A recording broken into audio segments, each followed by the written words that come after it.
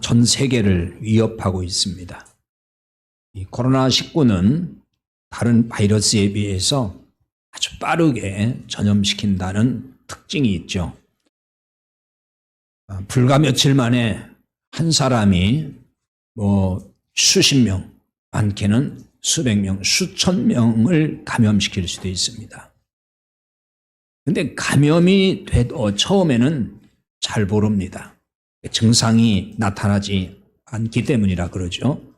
그래서 감염되었는데도 감염된 줄을 모르고 그냥 갈 때 안 갈 때를 다 간다는 것입니다. 때문에 수많은 사람들이 감염이 되는 거죠. 이런 것이 이제 무서운 것입니다. 이 증상이 금방 나타나면은 대처하기가 참 쉬운데 증상이 금방 나타나질 않아요. 감염되자마자 증상이 나타나면은 얼마나 좋겠습니까? 곧바로 나타나면은 이제 자각을 하잖아요. 아, 내가 이상하구나.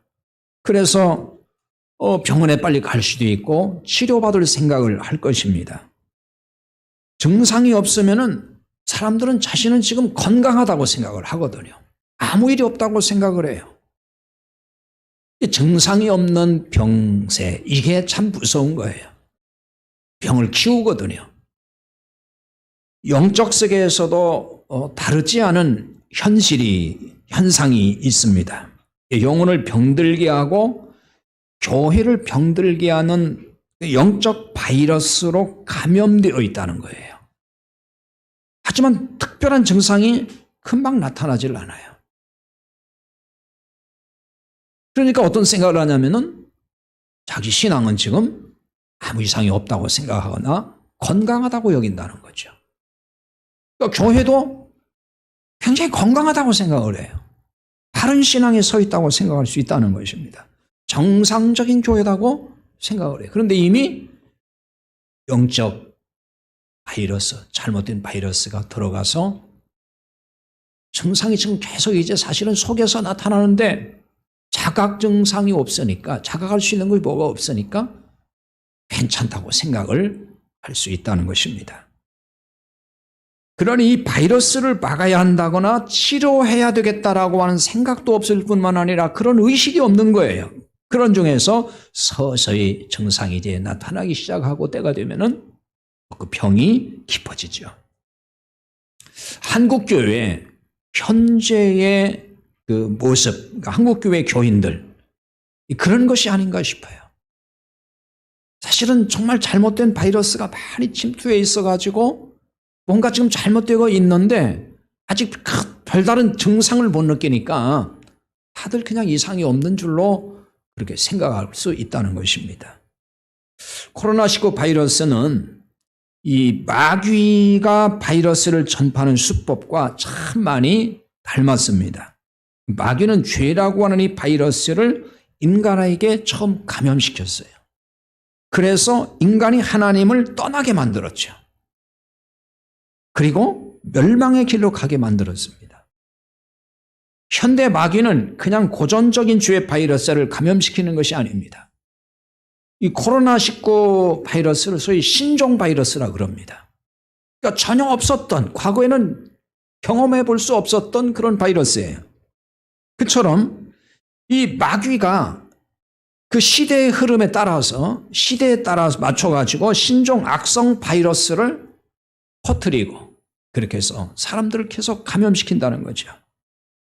마귀는 굉장히 지능적입니다. 그래서 과거 수십 년, 수백 년 전에 썼던 방법을 계속 쓰는 게 아니에요. 그 시대에 따라서, 시대 변천에 따라서 거기에 맞도록 전략을 가지고 다른 사람들을 공격하고 예수 믿는 사람들을 공격한다는 거예요.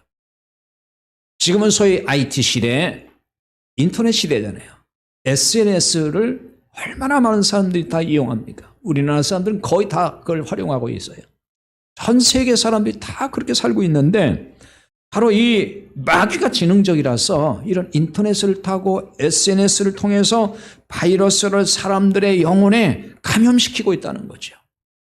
근데 그걸 사람들은 잘 몰라요. 조심해야 할 영적 바이러스 유형 32가지를 제시한 목사님이 있어요.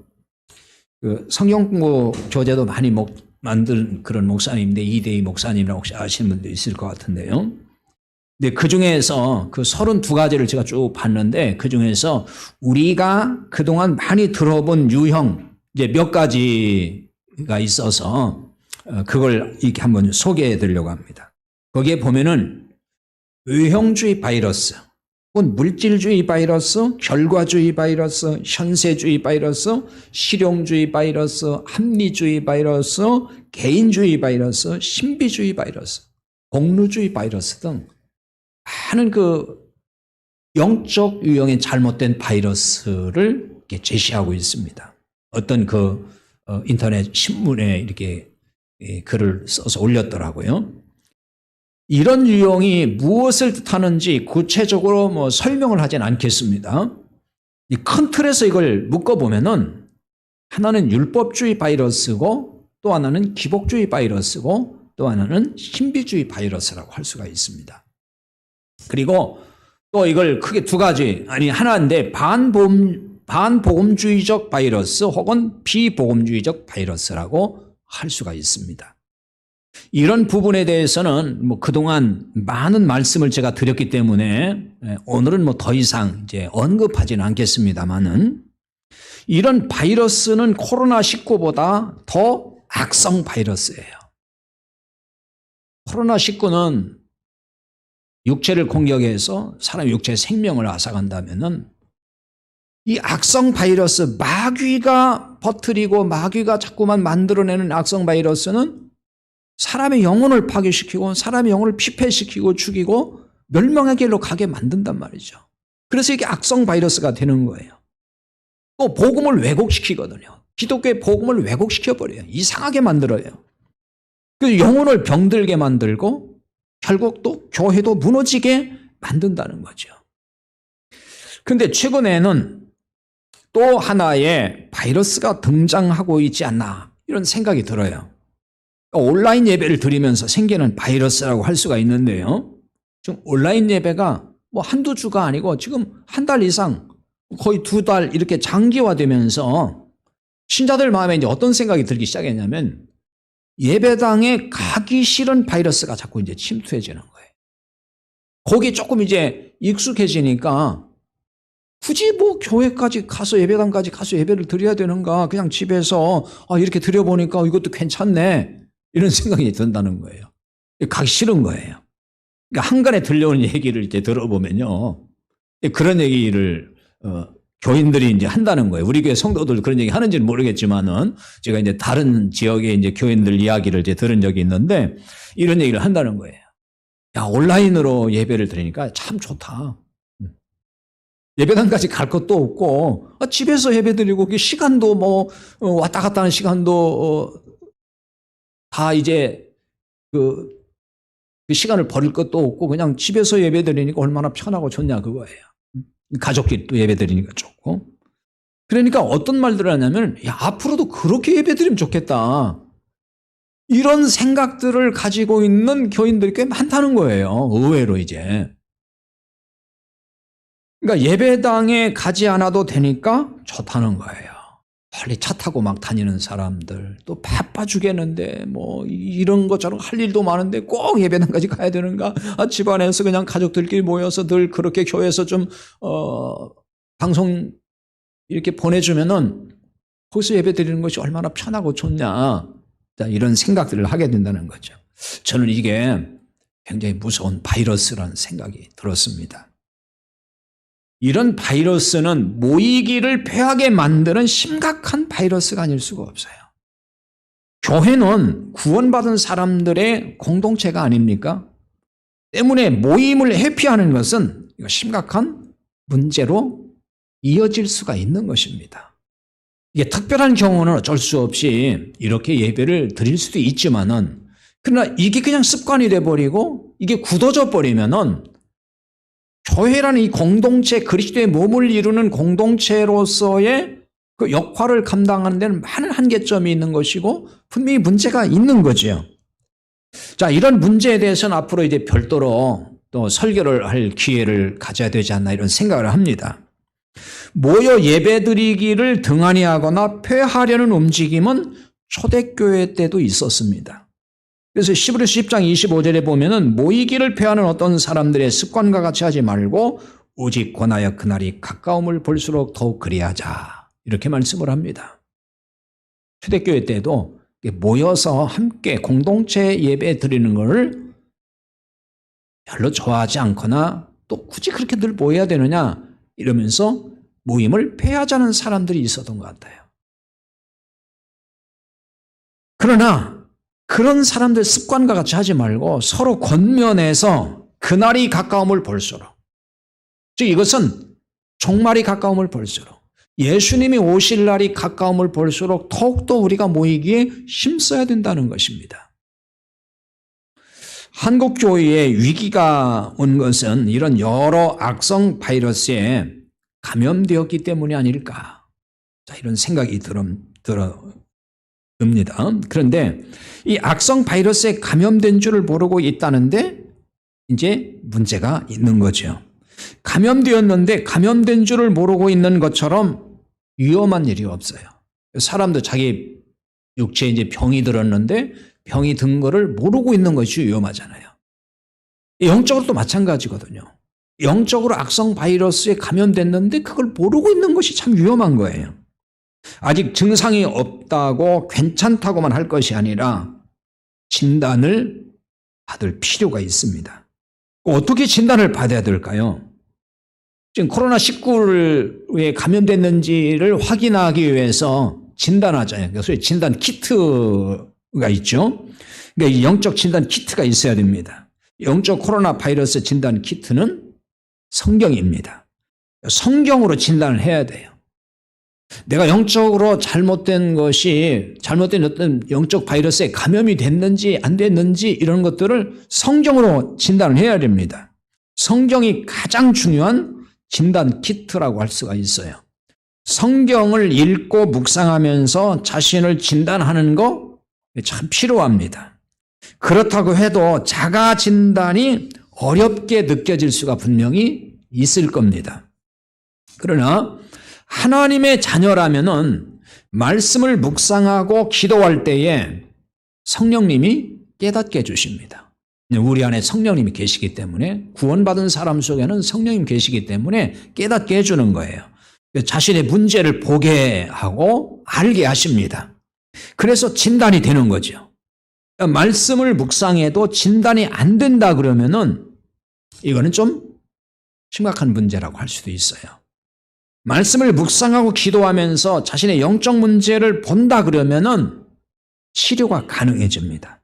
그리고 중요한 것은 면역력을 키울 수 있다는 점입니다. 그래서 영적인 악성 바이러스 공격을 막아낼 수도 있게 되는 거죠. 우리 한국교회 현실을 보면은 강한 영적 면역력을 가진 교인들이 많아 보이지 않습니다. 이미 악성 바이러스에 감염된 교인들이 더 많아 보여요. 왜 그렇게 생각할 수 있냐면요. 지금 많은 교인들이 급속하게 세속화의 길로 치닫는 것을 보면은 알 수가 있어요. 지금 한국교회는 정말 빠르게 세속화의 길로 가고 있어요. 많은 교인들도 바로 그 세상 사람이 가는 길로 아주 빠르게 가고 있습니다. 지금 엄청난 변화들이 생기고 있어요.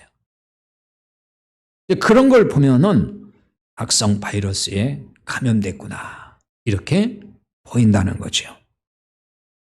한국교회는 지금 더 이상 후퇴할 수 없는, 더 이상 물러설 수 없는 지금 마지막 지점에 서 있다고 봅니다.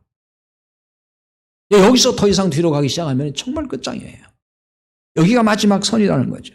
그래서 이제라도 영적인 악성 바이러스를 퇴치하고 교회를 살리는 일을 해야 되는 거예요.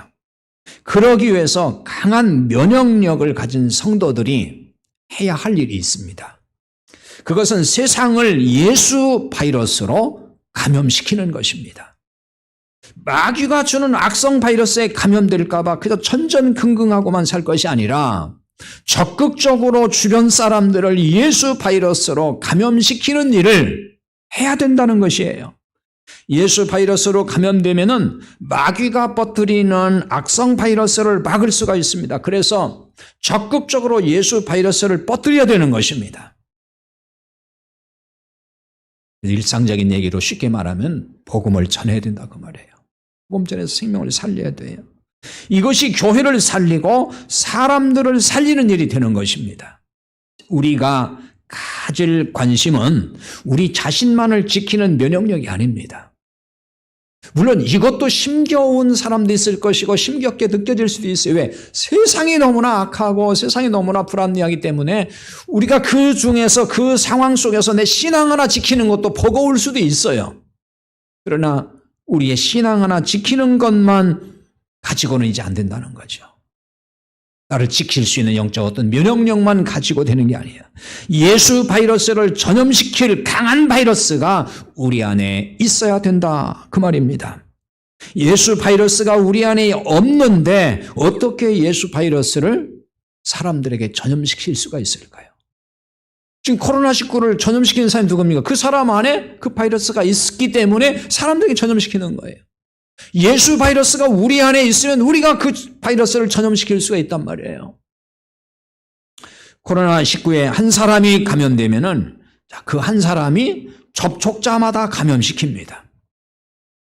가족 중에 한 사람이 감염돼서 그 가족이 다 감염되는 사례가 있잖아요. 직장인 중에서 한 사람이 감염되면은 그 직장의 직원이 다 직원들이 위험해집니다. 그래서 어느 직장에서 한두 사람 나오면은 한동안은 그냥 폐쇄 조치해버리잖아요. 사람들에게 예수 바이러스를 전염시키는 것도 크게 다르지 않다고 봅니다. 한 사람만 예수 바이러스에 감염돼도 그 한 사람이 수많은 사람을 감염시킬 수가 있어요. 때문에 교회 안에 예수 바이러스로 감염된 사람이 얼마나 있느냐. 이게 참 중요합니다. 예수님은 누룩 비유를 통해서 예수 바이러스로 감염시키는 법을 가르쳐 주십니다.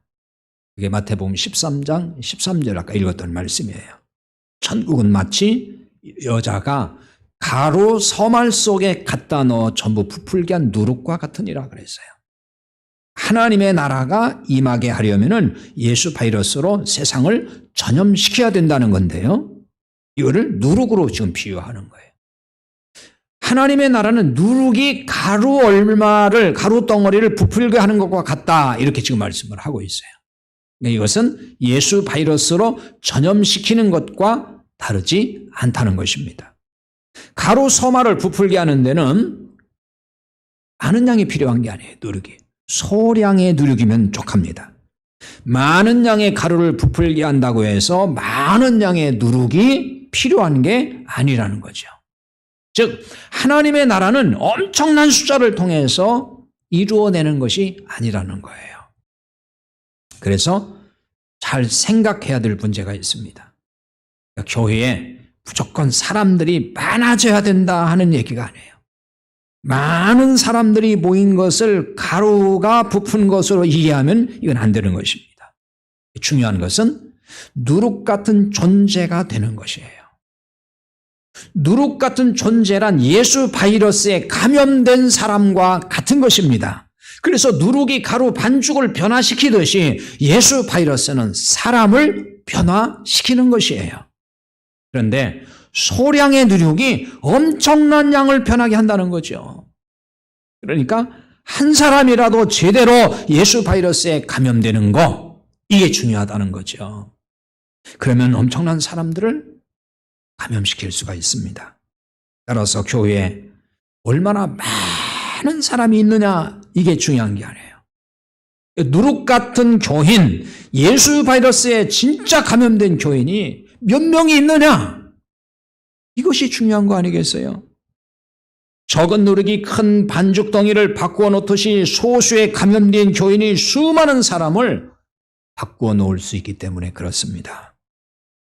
2000년 전에 예수 바이러스에 감염된 한 사람에 의해서 강력한 예수 바이러스에 감염된 한 사람에 의해서 세상이 바뀌었어요. 그 한 사람이 바로 사도 바울입니다.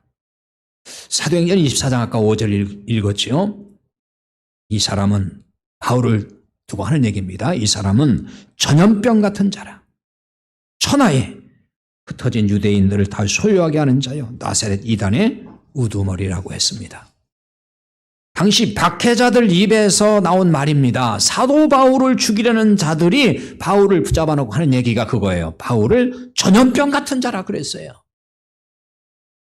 예수 바이러스에 전염되었다는 거예요. 이게 사도 바울이에요. 당시 사람들이 바울 한 사람을 감당하지 못했습니다. 왜? 전염력이 너무나 강해요. 사도 바울을 만나면 다 전염이 돼요. 예수로 전염이 되는 거예요. 제가 이런 사람으로 살지 못하는 것이 참 저는 얼마나 부끄러운지 몰라요. 세상이 감당 못할 사람이 되어야 하는데 그렇지 못하게 사는 것이 저는 목사로서 참 부끄럽다는 생각이 들었어요. 저를 비롯해서 오래 신앙생활을 했던 분들이라면 심각하게 고민해야 될 문제입니다. 과연 나는 예수 바이러스로 감염된 것인지부터 진단을 해야 되겠죠. 예수 바이러스에 감염이 안 된 사람은 이웃을 감염시킬 수가 없습니다. 우리가 누군가에게 예수 바이러스로 전염시키지 못하고 있다. 그러면 이것은 고민을 해야 될 문제입니다. 우리가 예수 바이러스로 감염이 안 되었기 때문에 그럴 수 있거든요. 내가 예수 바이러스로 감염이 안 되었기 때문에 다른 사람을 내가 감염시키지 못하고 있던 거예요. 예수 바이러스로 감염이 안 되었다면은 어쩌면 구원도 받지 못한 사람이고 성령도 받지 못한 사람일 수가 있어요. 구원받고 성령 받았다는 사람은 많은데 한국교회는 지금 세속화되고 있습니다. 점점 세속화의 길로 빠르게 가고 있습니다. 근데 교인들은 다 뭐라고 하죠? 자기는 다 구원받았다고 그래. 자기는 다 성령 받았다고 그래요. 아니, 다 그렇게 말을 하는데 왜 교회는 점점점 그냥 세속화되고 있냐는 거예요. 잘못 가고 있냐는 거예요. 그 심각한 거 아니겠어요? 그렇다면 과연 성령 받았다고 말하는 그들의 말이 맞는 것인가? 구원받았다고 말하는 그들의 그 말이 과연 진정한 것인가?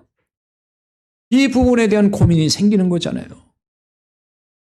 성령 받은 것이 아닐 수 있다고 하는 의심을 해볼 필요가 있는 거예요.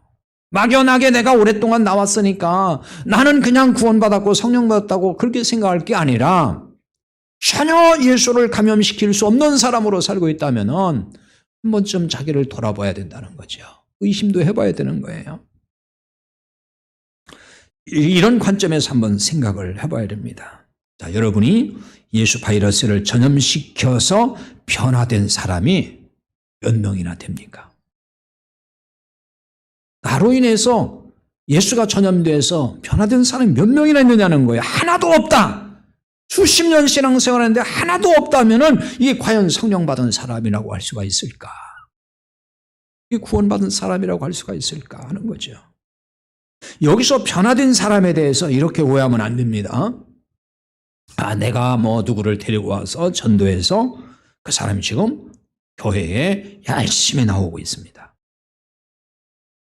내가 데리고 온 사람 중에서 교회에서 그 사람은 열심히 일하는 일꾼이 됐습니다. 그러니까 이게 변화된 거 아닙니까? 이렇게 말하면은 이건 좀 오해하고 있는 거예요. 이보다 중요한 것이 있어요.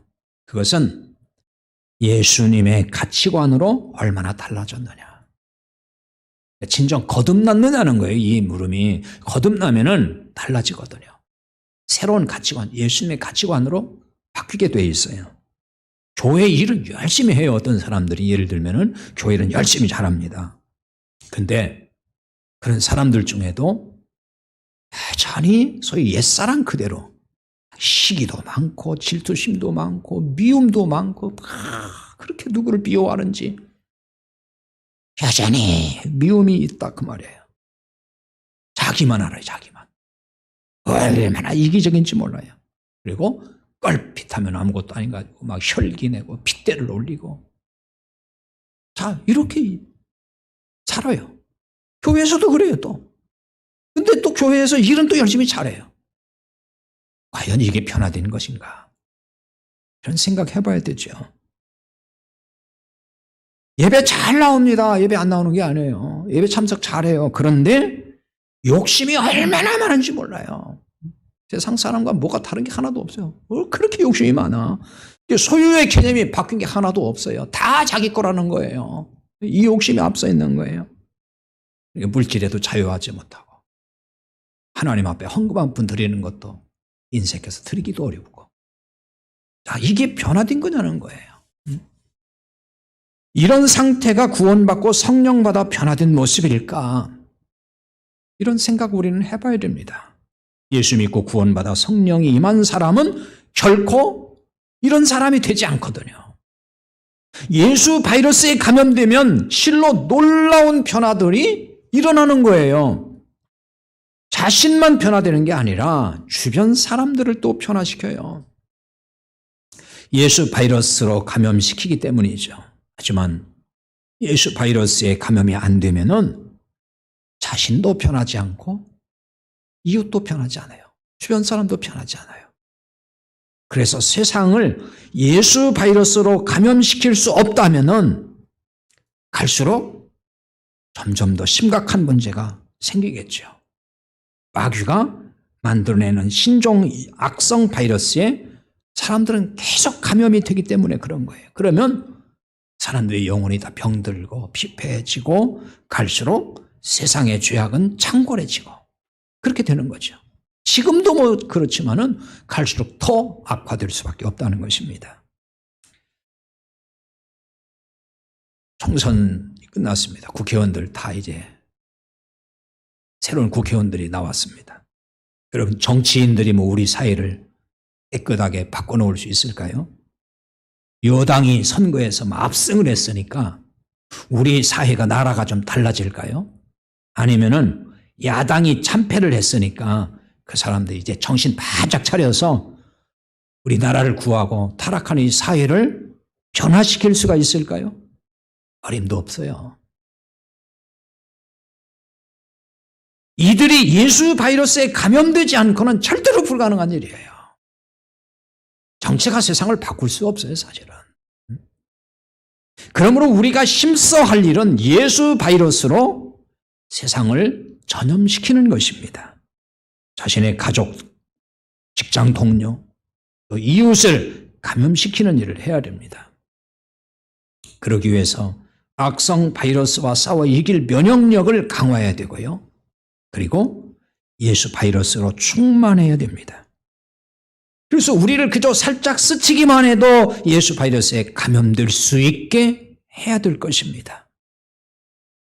코로나19에 이게 감염된 사람 멀리 떨어져서 얘기만 해도 또 옮은 사람이 있어요. 감염된 사람이. 우리가 예수 바이러스로 가득 차가지고 우리를 만난 사람들이 다 그렇게 예수 바이러스에 감염될 수 있다면 얼마나 좋겠습니까? 어떻게 이 어려운 일을 감당할 수가 있을까요? 그렇죠. 우리 힘으로는 감당할 수 없어요. 우리에게 무슨 재주가 있고 무슨 능력이 있습니까? 우린 정말 할 수가 없어요. 그래서 우리가 해야 될 게 있어요. 기도해야 됩니다. 우리 힘으로 안 되잖아요. 말씀을 의지해서 기도해야 됩니다. 혼자 기도하는 습관 길러야 됩니다. 그러면서 동시에 모여 기도하는 것 또한 중요한 거예요. 코로나19가 종식되면은 자, 이제 모여 기도한 일에도 더 힘써야겠습니다. 그동안 우리가 가정에서도 기도하고 개인적으로도 기도하고 기도도 열심히 하시는 분은 하겠지만은 또 모여서 함께 기도하는 거 아주 정말 중요한 거예요. 예수님이 이제 승천 이후에 부활하시고 승천하셨잖아요. 예수님의 말씀에 따라서 마가다락방에 120명이 모여서 열심히 저녁 기도에 힘쓰다가 오순절 날이 이르러서 성령의 충만함을 받았습니다. 바로 이들이 당시 세상을 예수 바이러스로 감염시켰어요. 이들이. 이초원 무리가 세상을 바꾸는 거예요. 이처럼 우리 새누리 공동체가 지금은 숫자로 봐서는 참 미미하고 작은 공동체이지만은 마가 다락방에 모인 120문도 120여 명이 바로 우리가 돼서 앞으로 우리가 정말 기도에 힘써 기도에 전력해서 성령으로 다 충만해지고 예수 바이러스로 충만해져서 우리의 주변을, 이웃을, 세상을 감염시켜서 바꿔놓을 수 있는 놀라운 역사가 일어날 수 있기를 바랍니다. 기도합시다. 오늘 말씀을 붙들고 같이 한번 기도하십시다. 코로나19가 전 세계를 휩쓸고 다니듯이 악한 마귀는 악성 바이러스를 퍼뜨려서 온 세상을 지금 다 흔들어 놓고 있습니다. 죄악으로 흔들어 놓고 있습니다. 신종 바이러스, 코로나19가 신종 바이러스이듯이 이 마귀는 신종 악성 바이러스를 자꾸만 만들어내서 인터넷을 통해서, SNS를 통해서 계속해서 수많은 사람들 감염시키고 특히 예수 믿는 사람들까지도 감염시켜서 쓰러뜨리려고 하고 있습니다. 여기에 맞서 대처하고 이기려면은 예수 바이러스로 우리가 충만해지는 길밖에 없습니다. 그래서 면역력을 길러야 됩니다. 그리고 적극적으로 예수 바이러스를 우리가 감염시키는 일을 해야 됩니다. 퍼뜨려야 됩니다. 그러기 위해서 우리가 예수 바이러스로 가득 차야 됩니다. 복음의 능력이 우리에게 넘쳐야 됩니다. 같이 기도합시다. 우리 공동체가 초대 예루살렘 교회 120명 모인 그 공동체 같이 작고 아직은 미미하지만 기도에 힘써 성령 충만하여서 예수 바이러스로 다 충만해져서 주여 이 사명 감당케 하소서. 세상을 전염시킬 능력이 우리를 통해 나오게 하소서. 한국교회가 이 일을 감당하게 하소서. 같이 기도합니다.